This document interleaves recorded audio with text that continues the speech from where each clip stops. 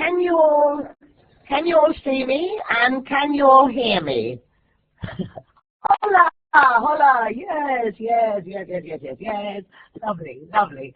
Oh, well, it's very, very, very exciting to see you all here. So nice of you all to make the time to join us. As I say, we've had a record number of registrations. I think we might begin the Macmillan Book of Records. 2,000 people have registered, so I suppose some people will turn up and others will get the recorded session. So, lovely to see you all. Right, okay, so today we're going to be talking about drama in the young learner classroom. Let me just adjust a little bit here. There we are. I haven't got the grand camera, I've just got the camera on my laptop. Okay. All right, so drama in the young learner classroom. Now, this is not a commercial presentation, but I will just mention that I have a new course book out, which I have written with Jill Leighton, and it's a pre-primary course, and it's called Learning Styles, and it's out this year, so it's coming out. It's coming out soon. The main character in it is Horsey, who you can see there on the cover. And if you take up this course, you get a horsey puppet as well, and he's absolutely gorgeous. Anyway, I say, I won't actually be referring to the course, but since we're here, I just thought I'd mention it. Okay, all right, so drama in the classroom. All right, when we say drama in the classroom, we might think of something like this, yeah? I've lost my rubber! All right, and all the little children go mad. All right, but it's not that kind of drama that we're talking about. All right, okay, so, we're going to talk about ELT drama and why it's a good idea to be able to act out our language. So, why use drama activities? So, well, first of all, because children do have an innate desire to play and to act out the stories of their lives. It's a natural activity for children. They play out little situations, what they see adults doing, what they see other children doing, and this is something which is within us as human beings. So we're not asking children to do something that is going against their nature. We're going with their nature to include our drama activities in our language lessons. And one of the reasons that we do have this innate desire to play and to act out stories is because it gives all of us, especially when we're children, a safe place to experiment, to express our ideas, and to experience new ideas, new thoughts, new concepts, and new emotions. Okay? This is a large part of our discovering ourselves, and one of the ways we do it is through our stories, and that is why traditionally fairy tales have quite a lot of bad things in them, and this is a very good and safe way for us to start to get to know that the world isn't just a wonderful place full of toys and mommy and daddy, but it has other things in it as well. And this is why traditionally fairy tales and stories have evil elements as well. Yeah, they're an important part of us growing up. We don't just grow up with good ideas. We have to be able to know how we're going to deal with difficulties, as we all know. Another good reason for using drama activities is because they encourage group work. In other words, that we work together with our friends. We have to take turns. These are all very important life skills. We have to understand each other. We have to cooperate with each other and communicate with each other. And as we all know, our communication skills are one of the most important skills that we need in today's world. No good having a lot of knowledge if we can't communicate it to other people. Drama activities also help to bring context to language, okay? It's because language without a context means a lifeless language. And we always use our language, we always teach our language in the classroom. Our children always need their language outside of the classroom. When they grow up, they're going to need to be able to communicate with people in the world of work. And when they're children as well, if they meet other English language speakers, it's not going to be in their own classroom. So what we have to do is we have to create other situations and bring them into the classroom. Okay? And drama activities are a way of doing that. Drama activities also involve the whole child. In other words, they are truly holistic. I always say that I think the word holistic is a word which has been downgraded a bit, that we use it lightly. But if we imagine that the word holistic means that we're involving your bodies, your minds, your senses, your emotions, your memories, your dreams, and very importantly, your imagination, this is what a holistic way of teaching means. We're involving the whole child. And as we know very well now, we all have different ways in which we learn. We don't all respond well to logical and lexical learning.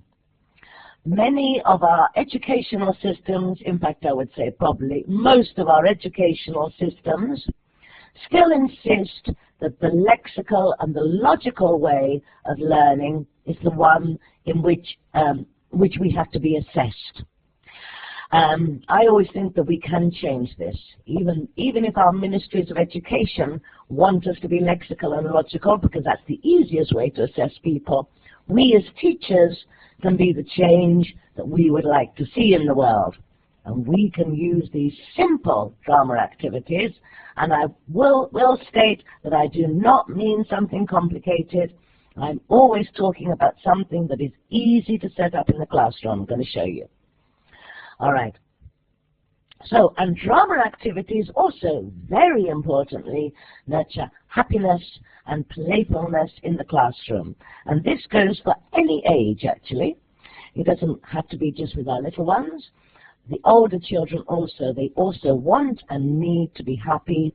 We need to encourage joy, and we need to encourage playfulness in the classroom. If we are playful with language, then it becomes a part of us. Okay, it goes properly into our mind, and it aids our memory. Okay? All right, so we're just starting off with a little bit of theory. All right, so how do we set about doing drama activities? Well, first of all, drama activities need to be planned in the same way as grammar tests need to be planned. You always have to think, what are your language aims, all right? And parents and other teachers need to be aware of your motivation. I know that a lot of you are out there doing amazing creative work, and I'm sure you would agree with me that sometimes we come up against obstacles, especially in the forms of parents and sometimes more traditional teachers as well. I had my own language school here in the village in Greece where I live, and one of the complaints amongst the parents who weren't aware of what I was trying to do was that we were always talking. They didn't like that in a language school. You know, they're always talking. What they were used to, the way that they were brought up, was quiet in the classroom. People just sitting and writing grammar exercises. And of course, so then I realized that I had not informed the parents well enough about what I was trying to do. So we do have to carefully inform our parents and the other teachers in the school about what we're doing and why we're doing it, how it helps us, how it helps our children to learn, not just language, but to grow as well as people.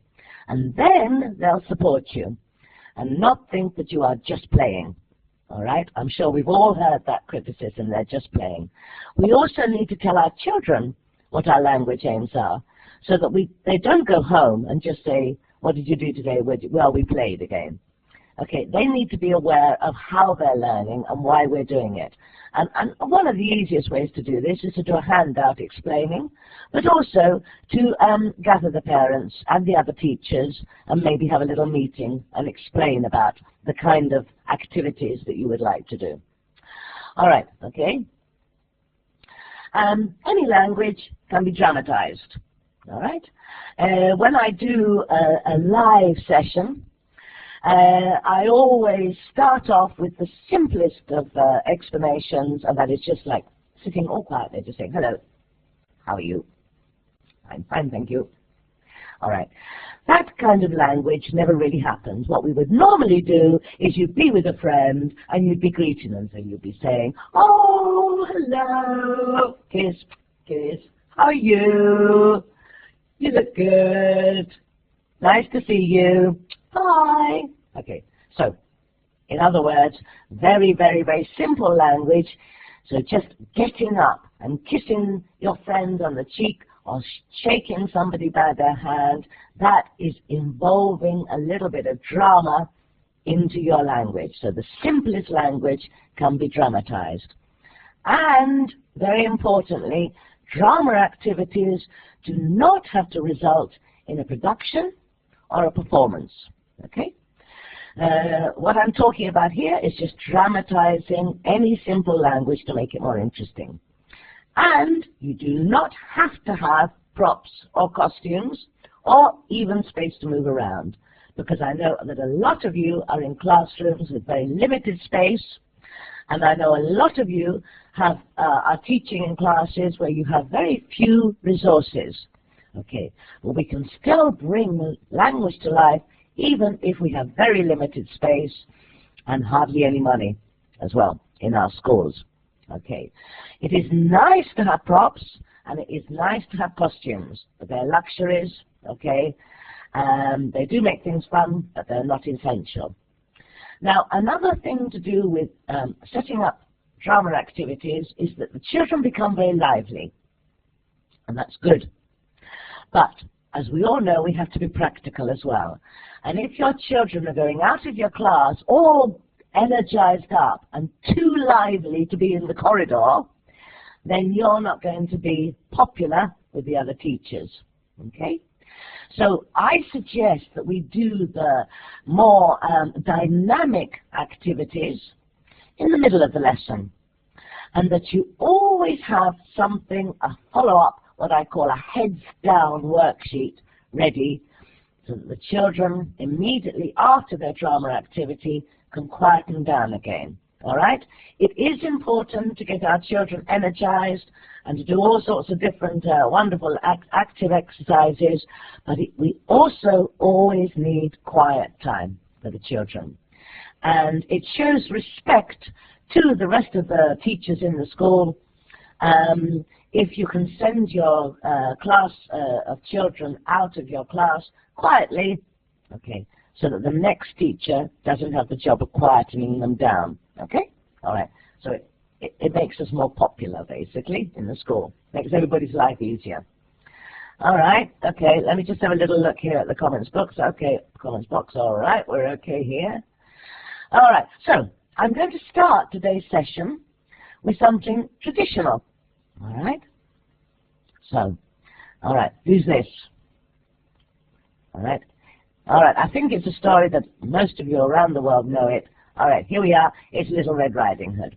Okay, so here's Little Red Riding Hood, and I'm going to take this as an example of how we can use lots of different language and how we can make these activities very, very simple, but dramatize them. All right, okay, yeah, everybody likes Little Red Riding Hood. All right, what we're going to do with this, look at this story, we're going to look at how we can use different aspects of any story or any theme and use them as vehicles for dynamic, interactive teaching. Because, of course, this is what we are. We are dynamic, interactive teachers. Yes? Okay. All right. Okay, so, first of all, Who are the characters in Little Red Riding Hood? Okay, quickly, put in the comment books just some of the characters of Little Red Riding Hood. Yep, the wolf, Little Red Riding Hood, the girl, yep, the wolf, the mother, the granny, the huntsman. Excellent, the woodcutter, lovely, lovely, lovely. Okay, stop. Okay, you're very quick. All right, excellent. So, now then, what we can do is we can, if we want to involve more of the class, we can add other characters. So, as you all said, we've got Little Red Riding Hood, we've got the wolf, we've got the grandmother, we've got the woodcutter or the father, it depends on or the stepfather in some versions. But of course, we can involve other characters as well. So, for example, we could have birds, we could have trees, and we could have flowers. In fact, we could make an enchanted forest with any characters that we would like. We can have fairy tale characters. This little picture here, it's got bears, and it's got rabbits, it's got toadstools, it's got trees. In other words, we can use our imaginations for who else we're going to involve while we tell this story of Little Red Riding Hood. All right. And don't forget that with any story, any tale, we don't have to have one character being the main character. We can have several children being the same character, or we could have like 3 or 4 Little Red Riding Hoods, we could have several wolves, or we could all be Little Red Riding Hood today. Or the next day we could all be the wolf, okay? So in other words, we can start to think out of the box of how we deal with this or with any story. It's a simple idea, but somehow it's sometimes, yes, that's right, every little girl wants to be Little Red Riding Hood. And it's always a shame if only one little girl is. So we can have the whole class being Little Red Riding Hood. You have the boys being Little Red Riding Hood as well if you want. We can go really, you know, revolutionary there. Okay. Okay. So now, let's think, as we say, we always have to have our language aims. All right? So here I've chosen a short dialogue. All right? This is our language aims for today. Hello, I'm Little Red Riding Hood. Who are you? Okay, and then we're going to answer. I'm a wolf. I'm a tree. I'm Little Red Riding Hood. I'm the grandmother. I'm whoever. Now then, immediately that is a very, very simple little introductory, useful dialogue. Hello, who are you? All right, and then I'm, my name, or who, well, whatever. All right. Now we can start to think in a dramatic way. We can start to think, how might trees talk? How might flowers talk? How would the wolf talk? So just that little answer, I'm a tree, I'm a wolf, we can practice this language in different ways. So I'm a tree, you know, a tree might say, oh, I'm a tree. Or a flower might say, I'm a flower. What about a wolf? How would a wolf speak? All right, okay, I'm a wolf. Or maybe he'd be a bit, you know, I'm a wolf. We can start to introduce ideas of character. Now, the thing is, the reason I'm suggesting that we do this is that the most important thing when we practice language with little children is we have to say the same thing again and again and again. All right. Repetition is incredibly useful when we're teaching a language. All right. But it's very boring if you just go around the class saying, hello, I'm a tree, hello, I'm a wolf, etc. So these are different ways in which we can repeat our language without losing our children's interest. And of course, different characters might have different personalities. Not all trees would speak the same, would they? All right. Yes, that's right. So these are exactly. Somebody's mentioned drills. So drills, you see, this is exactly what we're doing, is drilling the language. The drills are useful. And we used to just all repeat the same things. Do you remember? But this is a way of drilling, which I'm for, just to keep repeating the same thing. It's very useful. But we can do it in different ways. So you can see you can do all different trees. I've just chosen these trees. This one looks absolutely crazy, the one with the green head, doesn't he? Hello, I'm a tree. And this one just looks happy. And then this little, I don't know, that flower with a big nose, I don't know, how would he speak? You know, oh, the flower. And the other one looks sweet, sort of bashful. Oh, hello, I'm a flower. In other words, you could just when we're talking with little children, you might want to introduce some of these ideas, give them ideas for how the trees and the flowers would talk. But gradually, once you've done it once, twice, 3 times, your children will feel free to express, and they'll kick onto it, and they'll start saying, hello, I'm a tree, I'm a flower, in different ways. With the little ones, we do often have to give them ideas first, so they feel free to expand their imagination. Okay? All right, okay. And then, of course, you might have lots of other characters in your forest. We can choose the ones. Oh, yeah, that's right. I'm that one with the mad eyes. I like that. Yeah, we like that little tree there. All right, so we could have these different characters. All right, so we've got Tinkerbell here, a little fairy, we've got a big giant, a mad wizard, a funny pirate. Now, all of those characters will say the same things, but in different ways.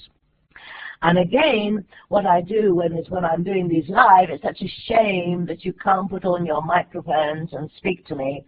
But you can do it by yourselves, you see. What I do is I ask people to do a little dialogue.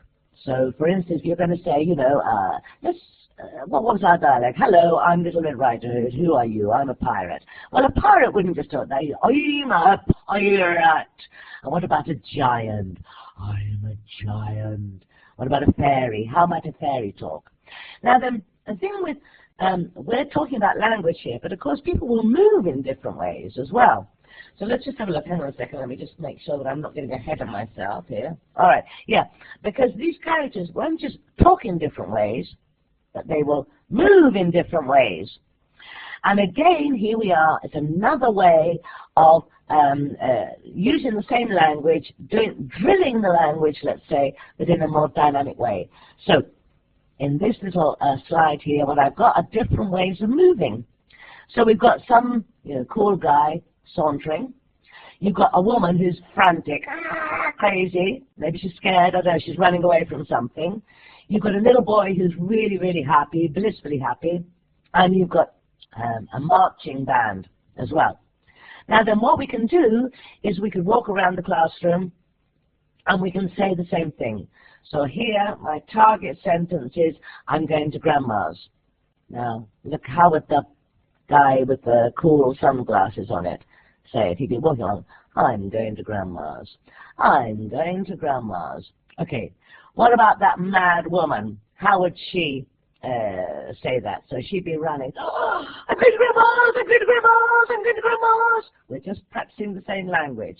All right, what about the marching band? Okay, dippity-dum, we can use percussion, we can have a drum. I'm going to Grandma's, I'm going to Grandma's. And the little boy blissfully floating there, I'm going to Grandma's, I'm so happy, etc. So in other words, you could practice that one sentence. So we could imagine that we were teaching the present continuous here, and you could have them have the whole lesson on that one sentence, yeah? And that would then be embedded in their brains. Okay, I'm going to Grandma's, but then none of them would have got bored, okay?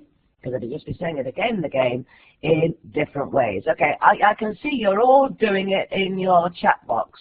What I like to think is if some of you at school, you can actually be getting up and doing that. All right, okay. All right, so now we've done a bit of dialogue work. We've done a bit of drilling. Now we can do some vocabulary work, again, using the same, sorry, somebody said, wouldn't it be boring to repeat the same all the time? Well, they can, the thing with drills is you can change part of the drill. So I'm going to Grandma's, I'm going to the zoo, I'm going to whatever we want to, we can use different verbs. Yeah? Okay.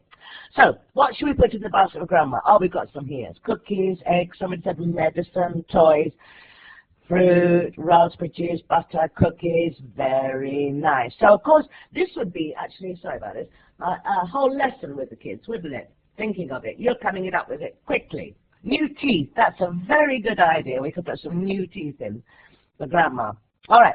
So, these are the suggestions. All right. So, we've got cupcakes.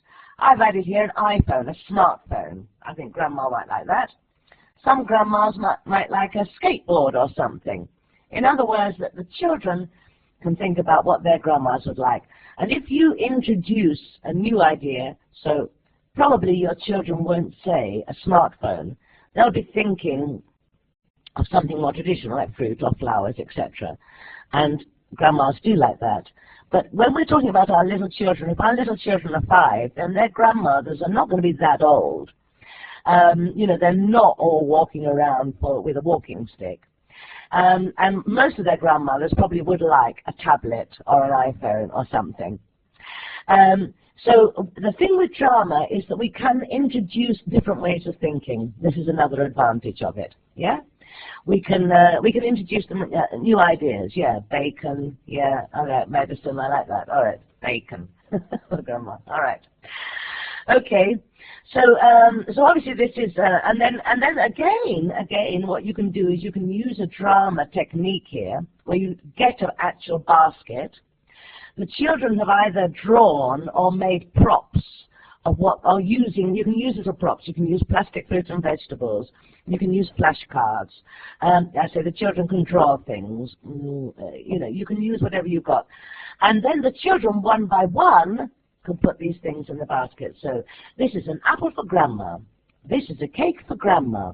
This is some bread for grandma. Again, I'm talking about low-level language, but ways of practicing it safely. And repetition in a group is a safe way of practicing things. But again, it takes it away from just going around the class and saying the same thing with no meaning to it.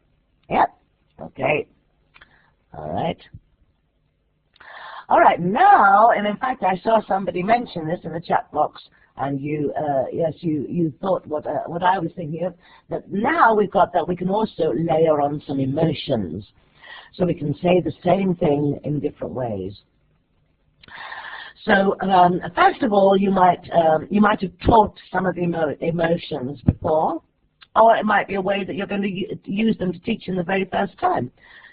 If you've taught them before, then you can brainstorm with the children different ways of feelings.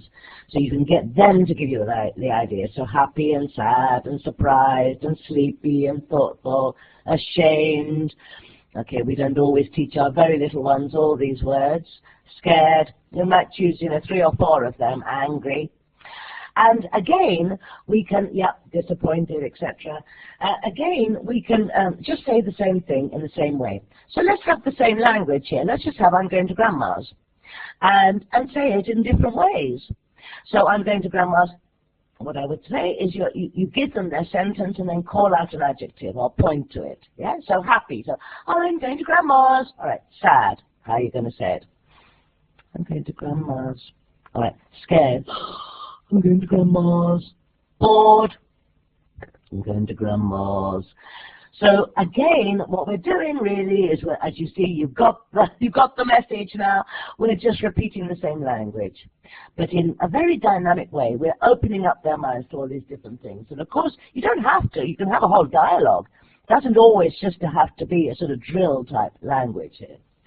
All right. Okay. All right. Okie dokie. All right. Let's just have a look here. So we've got our emotions. All right. Yeah, all right, so this is like, look, what's that? We can say that in different ways. You'd say it in a completely different way if you were happy or if you were scared. Yeah? So you choose, and of course, yes, and here Katharina has said, it is amazing what you can do with your voice and with your emotions, and don't forget as well that we don't just have to speak English. We can shout English, we can whisper English, we can sing English, we can mutter English, we can just mouth English. And again, so if we just say, look, what's that? We can have all the class, yelling, look, what's that? They'd like doing that. But we could also have them all whispering, shh, look, what's that? Yeah. So again, this is just a more dynamic way of practicing the same thing again and again. All right. Now, again, what else we can do is we can bring more environment into the classroom, and we can imagine what's the weather like in the forest. So here, basically, we're going to just teach them the weather, yeah? But we can use our languages instead of just learning to say it's rainy, it's sunny, it's snowy, it's cold, it's hot, all right? It's not very interesting, it's not very memorable. if we add some other language, and let's imagine that we're in the forest, all right, and we're saying, you know, I don't know, well, I'm going to Grandma's, but if it was snowing, we would move in a different way, yeah? We actually walk in a different way when it's snowing. We might be, if it's really snowing, we'd be plodding through the snow, yeah? And we can use our same language. I'm going to Grandma's, oh, help, I'm cold. I've fallen over in the snow. If it's sunny, it's nice and hot, we might be skipping along. If it's rainy, all right, we've got an umbrella, we might be rushing along as we say it. All these different activities, these different weather conditions actually affect how we speak as well. So so here we're doing a double thing really, yeah? We're teaching them new language about the weather, but we're also practicing our target language at the same time. You see, nearly always we mime. We often do this miming, especially with the present continuous. We get up and we pretend. But we can add these other elements, these emotions, the weather, how we speak, how we move, and these all these things make our language more interesting in the classroom. We bring the world into the classroom.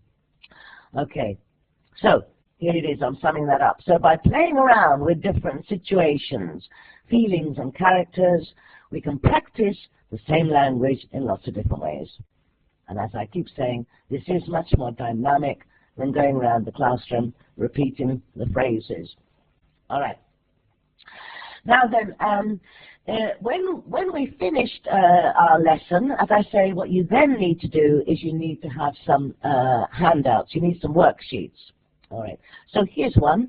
You just get a printout of a basket, and I'm sure that many of you use this. But if you don't know how you do this, what I do for any worksheet that I want, I just go to Google, for instance, and I just type in basket coloring page, or giant coloring page, or Little Red Riding Hood coloring page, and then it'll take you to a printable coloring page, and then you can print off one and then photocopy the others. And then, of course, you can write your own rubrics or your own instructions on your coloring pages, okay? So here, what have you got in your basket? And, of course, here, the little ones, what they could do is they could draw things in their basket. They could find pictures in magazines, cut them, put them in the basket. And then, of course, we do like to involve some writing, so they can label their things in their basket. Or you might just want to do writing and just have them writing the words around the basket. So, you know, I know that you always have, all of you have a lot of ideas for what you can do with this kind of thing.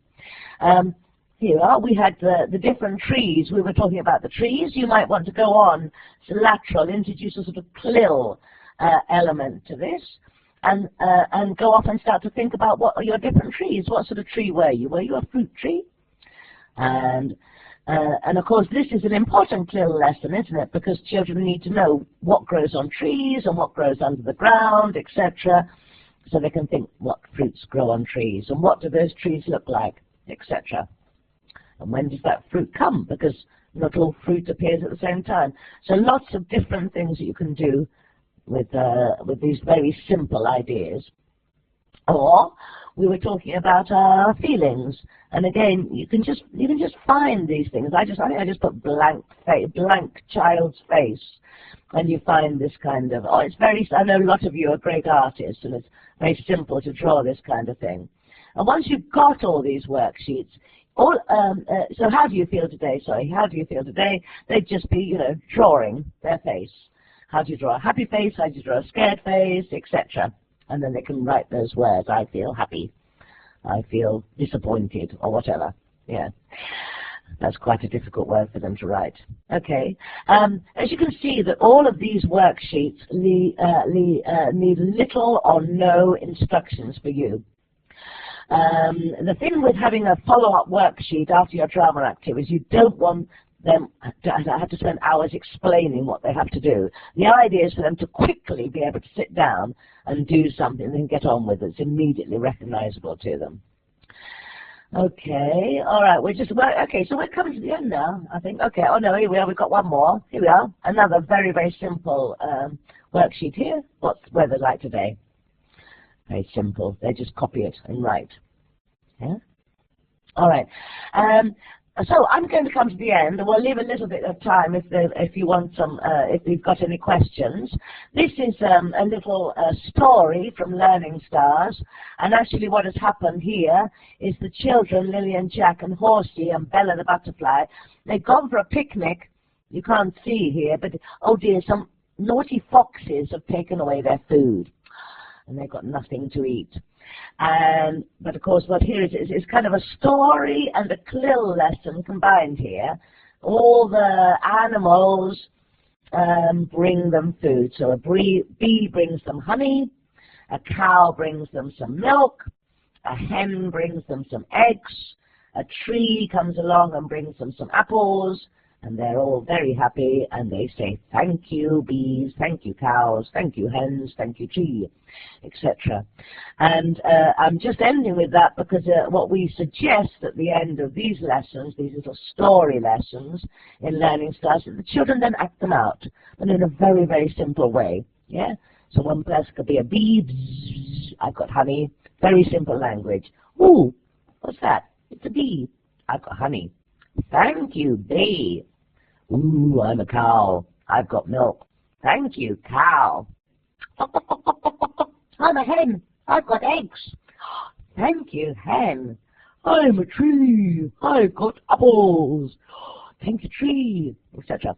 Right, well, we're just going to finish, but what I will do as well is I'll show you, since I've got them here, that I said before we don't need to use props in the classroom. You don't need to do it, but of course there are other ways of if we have got a few simple props, it's very nice way to cheer up the language, and I'm going to show you here because it's carnival time here. All right, it's carnival time in Greece. I don't know, it might be carnival time some other places. So what I've got here, okay, wait, hang on a second. All right.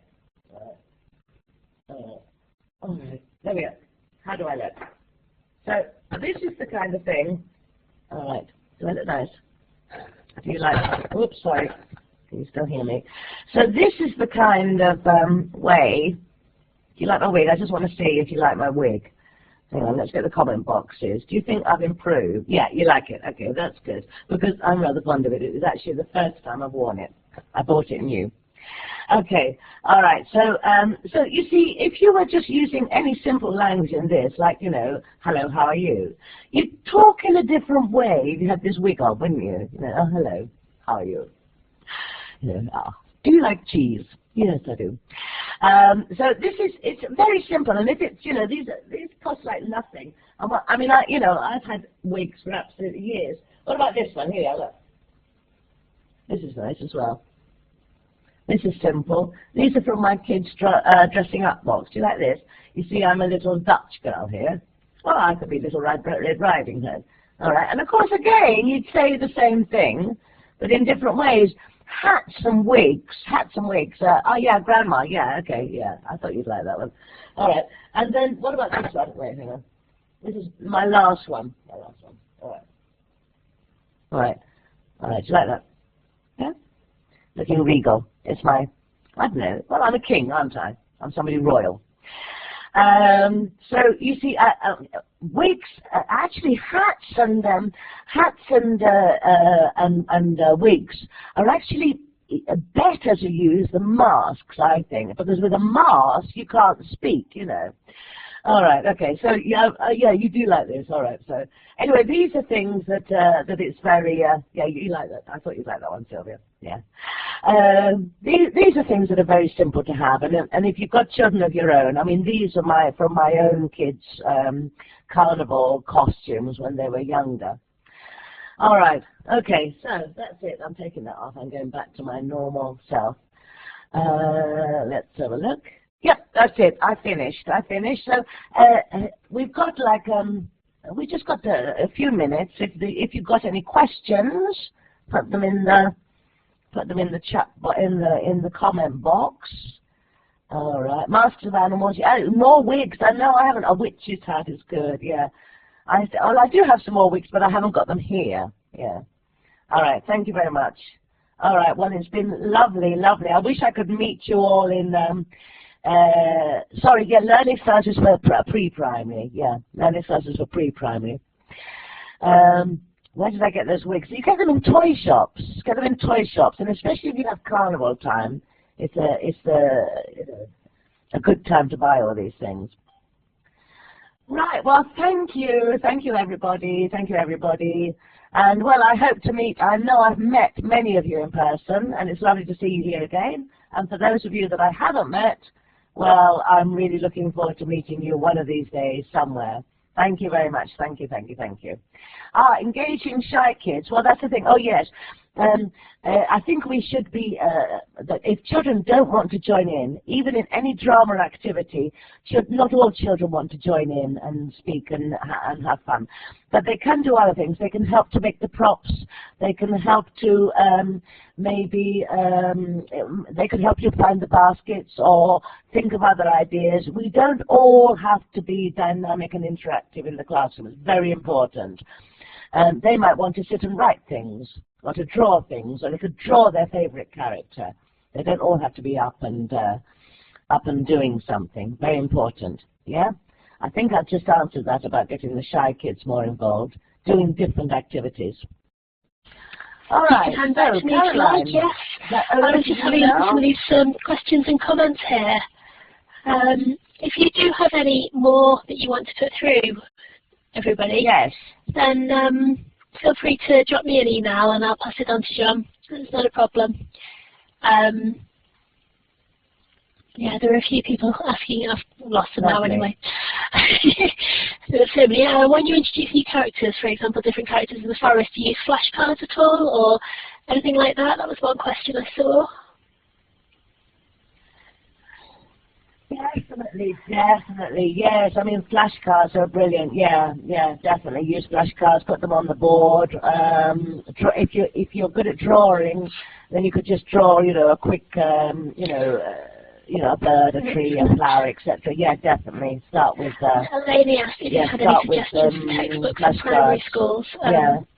Learning, I think, because learning starts pre-primary, isn't it? I think she was asking whether pre-primary. Yes, yes. Well, my book's brilliant. Yeah, you can use brilliant. If you're in a country where brilliant is taught, then obviously I would recommend brilliant. Yeah.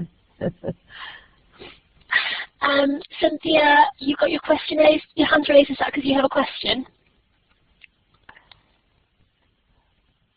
Would you be so kind as to? Cynthia, I will be sending out the certificates of attendance in just a minute. Okay, in which case, any suggestions off the shelf, mini plays for kids? Sorry, what was that one? Do you have any suggestions for off the shelf plays for pre-primary? Oh goodness! Do you know what I mean? I don't actually know what you want. You see, the thing with plays that what you want is ELT drama. You see, you don't just want plays that are written with the native-speaking children. It always gets more complicated. I mean, what I would do is what I often do is you get a cheap fairy tale book, for example, and then just completely blank out the text that is in it. Get one that's in your own language, say. And then take out the text and then just add very, very, very simple text for the level of what your children want.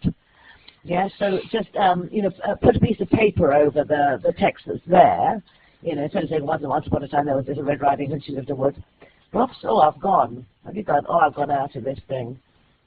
Can you see me? No, you're still here, Jeanne. You're still here. Oh, right. Okay, I can't see. Yes, okay. And then just simplify the language. But I mean, the thing is that most of our course books now have some sort of stories or text in them that you could use for this kind of thing. Okay, I think that's probably it for questions. I've seen a few more pop up, but some of them are about the certificates, which I should have just sent you to.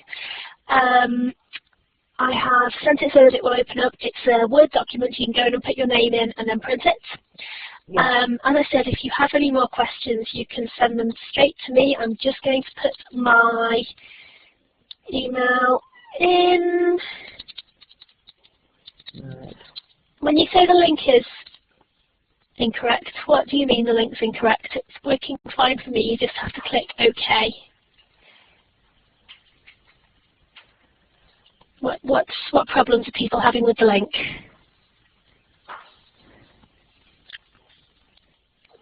Everything works? Yeah, it works.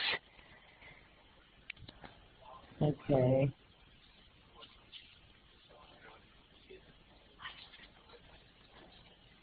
Okay.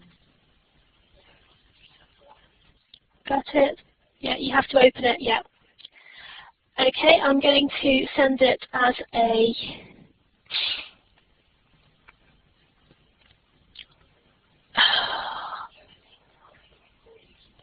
file as well.